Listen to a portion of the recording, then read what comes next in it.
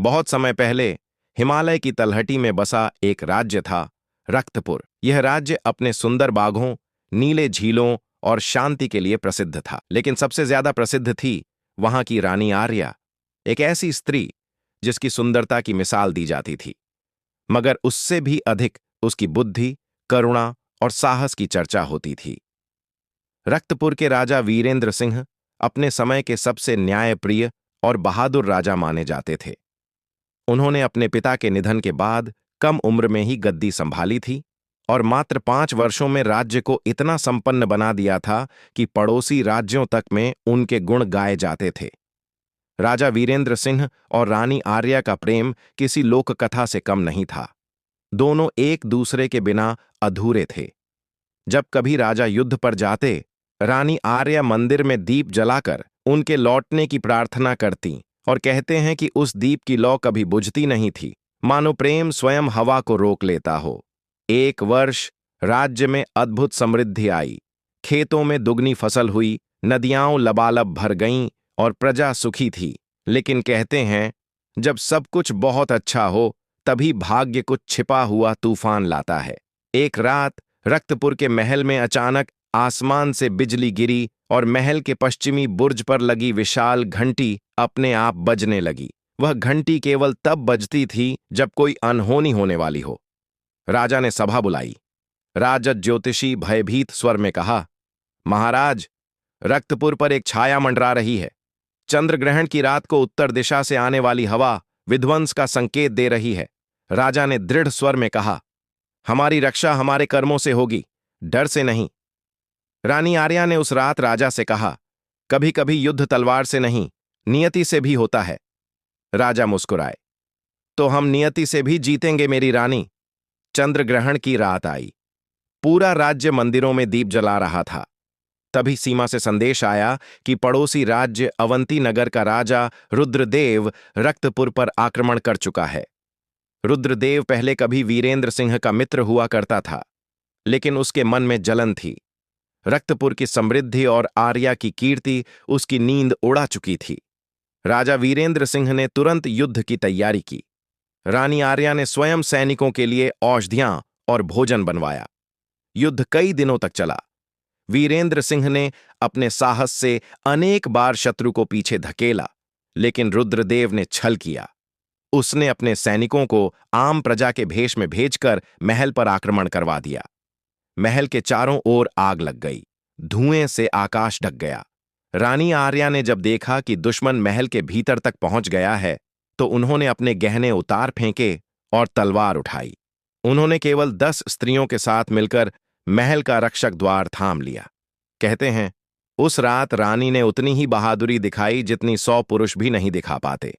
लेकिन इसी बीच एक तीर आकर उनके कंधे में लगा। रक्त बहने लगा। उनके शरीर से गिरा हर कतरा महल की संगमरमर की जमीन पर लाल फूलों की तरह बिखर गया। सुबह तक युद्ध समाप्त हुआ। वीरेंद्र सिंह ने रुद्रदेव को परास्त किया, पर जब वे महल लौटे, आर्या जमीन पर गिरी थीं, उनकी सांसें टूट सी रही थीं।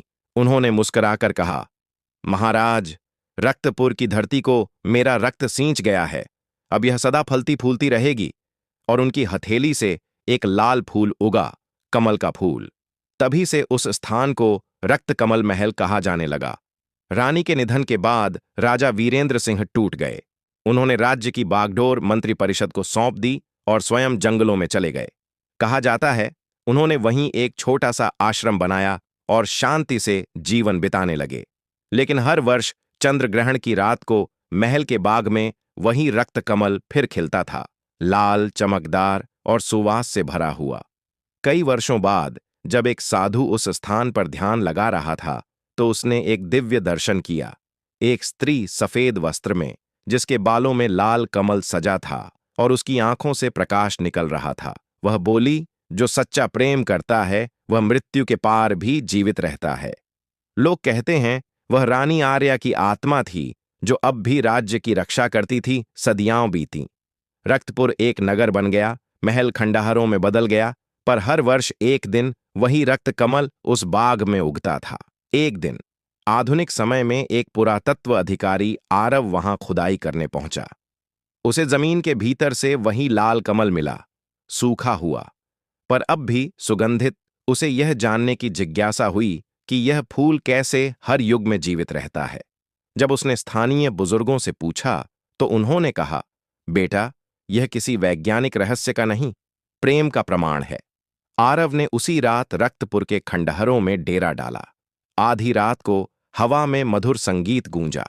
उसने देखा, एक स्त्री सफेद वस्त्रों में चंद्रमा की रोशनी में झील किनारे खड़ी थी। उसकी आंखों में वही दर्द और वही तेज था। वह बोली, क्या तुम प्रेम में विश्वास रखते हो? आरव ने धीरे से कहा, हां।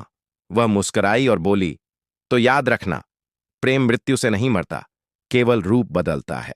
सुबह जब आरव जागा, वह स्त्री वहां नहीं थी, पर झील किनारे लाल कमल तैर रहे थे। आरव ने रक्तपुर के पुराने अभिलेखों में खोजबीन की। उसे एक आखिरी पंक्ति मिली, मैं वीरेंद्र सिंह वचन देता हूं कि अगले जन्म में अपनी रानी को फिर खोजूंगा। वह पंक्ति पढ़ते ही आरव को अजीब अनुभूति हुई, मानो वह स्वयं उसी वचन से जुड़ा हो। कुछ महीनों बाद आरव की मुलाकात आर्या नाम की एक पुरातत्वविद से हुई, जो उसी परियोजना पर काम कर रही थी। जब दोनों पहली बार मिले तो ऐसा लगा जैसे सदियों से एक दूसरे को जानते हों। आरव ने मुस्कुराकर कहा, क्या तुम्हें लाल कमल पसंद है? आर्या ने उत्तर दिया, कमल ही तो रक्तपुर की आत्मा है।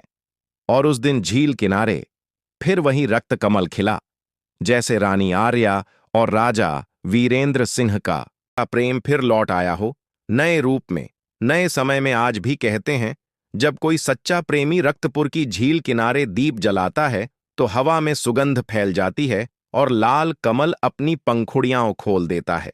वह प्रेम जो युद्ध, मृत्यु, समय और युगों से भी परे था, वही रक्त कमल की रानी की कहानी है।